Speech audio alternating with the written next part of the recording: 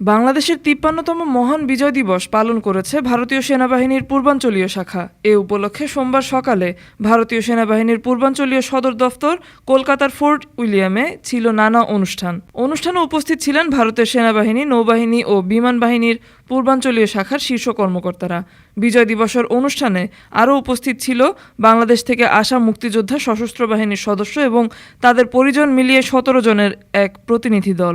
এদিন সকালে ফোর্ট উইলিয়ামের মূল ফটকের কাছে অবস্থিত বিজয় স্মারক স্মৃতিস্তম্ভে শহীদদের প্রতি শ্রদ্ধা নিবেদন করেন ভারতের সাবেক সেনাপ্রধান জেনারেল শঙ্কর রায় চৌধুরী, সেনাবাহিনীর পূর্বাঞ্চলীয় প্রধান লেফটেন্যান্ট জেনারেল রামচন্দ্র তিওয়ারি সহ দেশটির ৩ বাহিনীর কর্মকর্তারা। বাংলাদেশের প্রতিনিধি দলের পক্ষ থেকে শহীদ স্মৃতিতে ফুলেল শ্রদ্ধা জানান মেজর জেনারেল আব্দুস সালাম চৌধুরী, অবসরপ্রাপ্ত, ও ব্রিগেডিয়ার জেনারেল মোহাম্মদ আমিনুর রহমান।